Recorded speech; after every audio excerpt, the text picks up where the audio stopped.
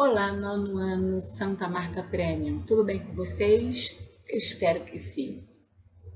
Aqui é a professora Eliane, redação, e nós vamos fazer uma breve revisão sobre artigo de opinião, ensaio e spot e slam.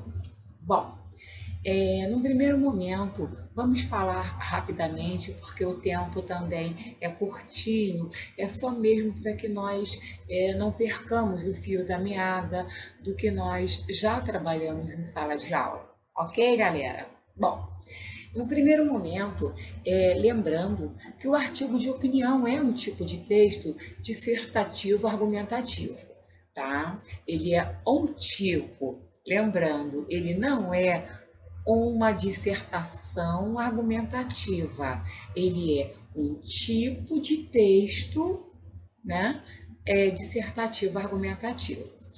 O artigo de opinião, pessoal, ele vai fazer com que o autor, lembrando, o autor é o articulista, quem escreve um artigo de opinião é o articulista, ele vai apresentar o seu ponto de vista acerca de um tema, né? A argumentação, ela é o principal recurso do autor, tá? O que recurso ele vai utilizar? O que ele vai utilizar é um recurso de retórica, tá? Ou seja, ele vai trabalhar informações que convença, que vai persuadir, não é? O leitor, tá? Quais são as principais características, o que nós vamos trabalhar em cima dessa situação? Geralmente, esses artigos de opinião, eles são veiculados nos meios de comunicação de massa, ou seja, TV, rádio, jornais, revistas. Eles vão abordar geralmente os temas que estão na atualidade.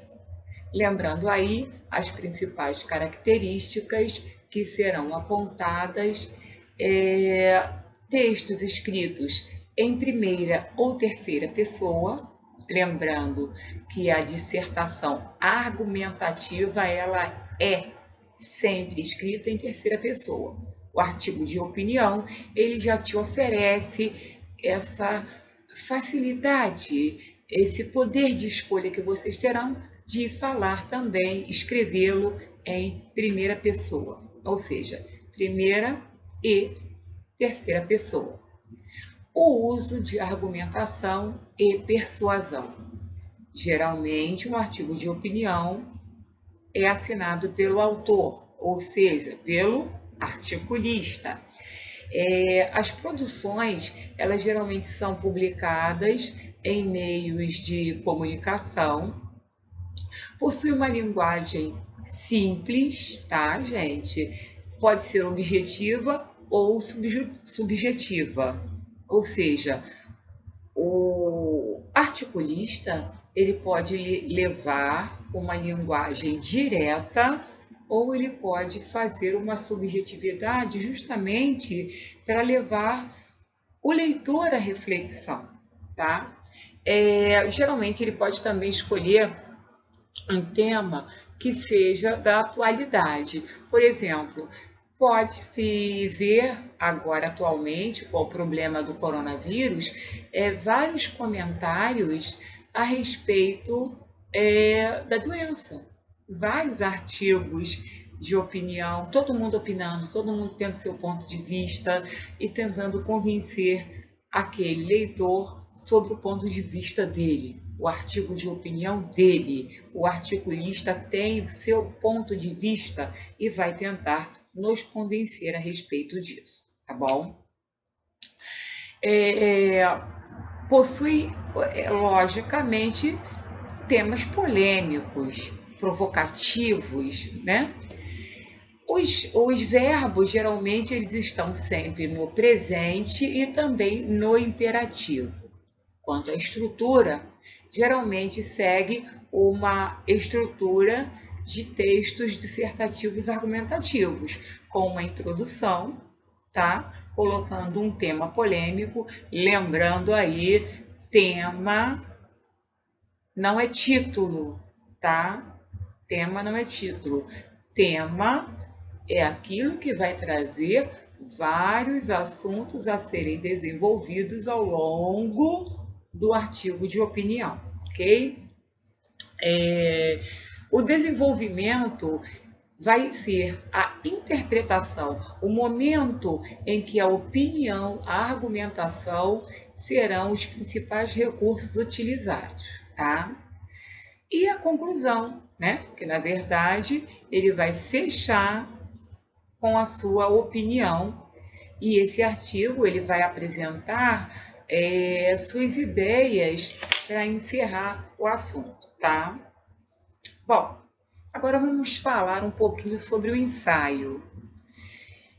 O ensaio, ele, diferentemente da dissertação e do artigo de opinião, ele, apesar de ser didático também, ele vai fazer uma exposição de uma ideia, ele vai expor para você, diferentemente do artigo de opinião. Por quê?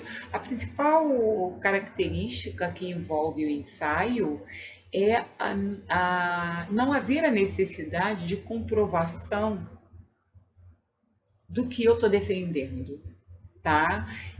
O ensaio, na verdade, é o meu posicionamento, é o meu pensar, é o que eu acho sobre, mas sem a necessidade daquela comprovação veemente, tá, gente? Então, nós temos aí dois tipos de ensaios. O ensaio formal, que vai fazer uma abrangência dos ensaios científicos, tá? E acadêmicos, ou seja, eu vou trabalhar em cima daquilo que eu estudei ao longo do tempo, tá? E os ensaios informais, que vai envolver a área literária. O ensaio informal, ele vai trabalhar o literário e o filosófico, ok? Não tem necessidade de comprovar fatos, opiniões, porque eles são pensamentos, eles são divagações, tá? Divagações, o que permeia aquilo que eu estou pensando no momento, tá, gente?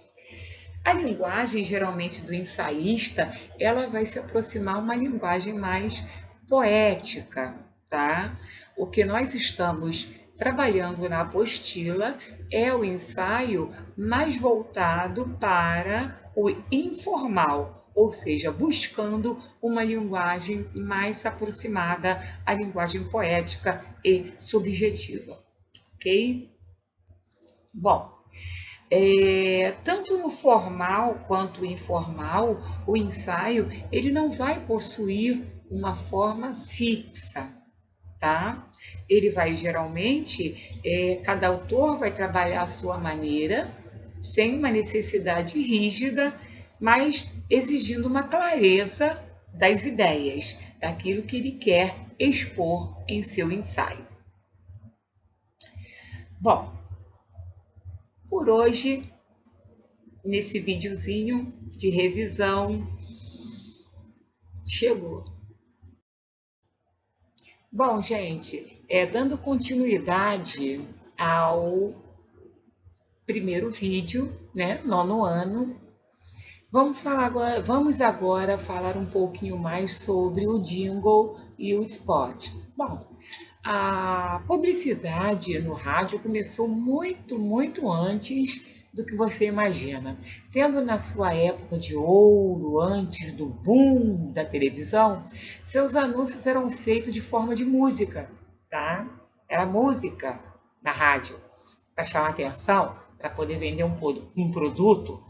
E o jingle e o spot, na verdade, ele veio dessa época. Os anúncios eram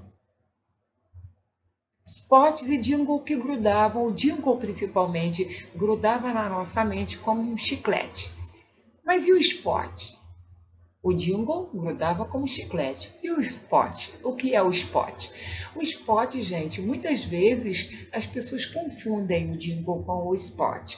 Mas, na verdade, a diferença entre os dois é que o jingle é um anúncio cantado e o spot simplesmente tem como principal elemento a fala, nada musicado, né? Ele pode até mesmo ter um fundo musical, o spot, né? Mas o anúncio ele é falado, tá?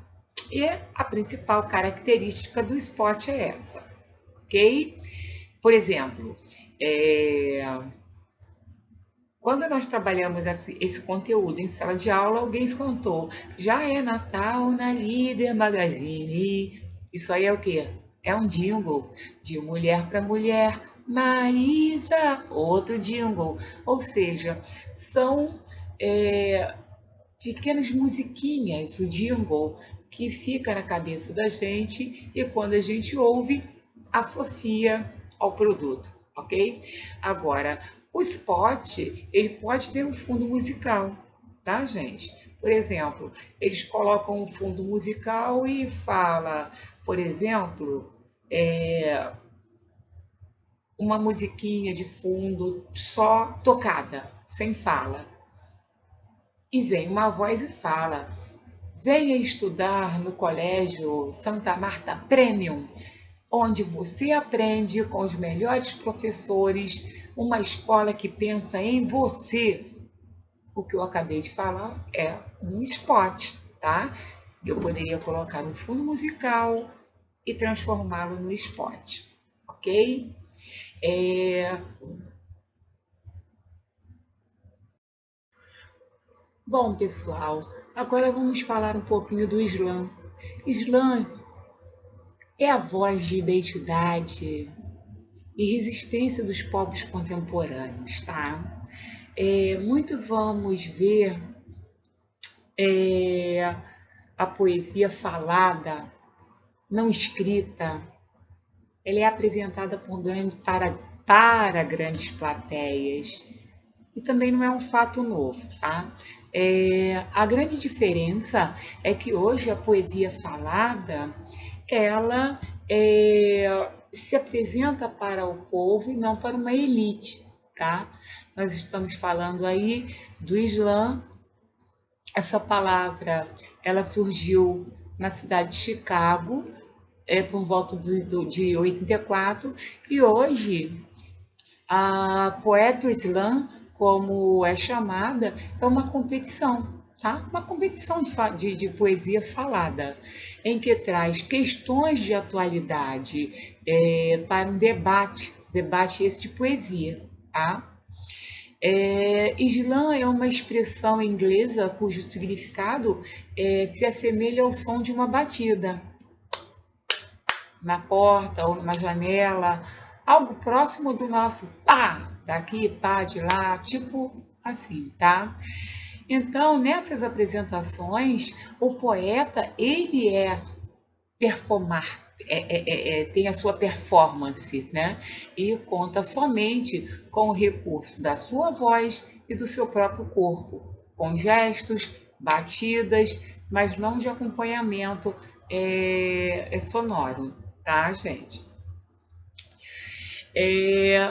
Ela também tornou-se, além de um acontecimento poético, um movimento social e cultural, artístico e no mundo todo. É um novo fenômeno, tá?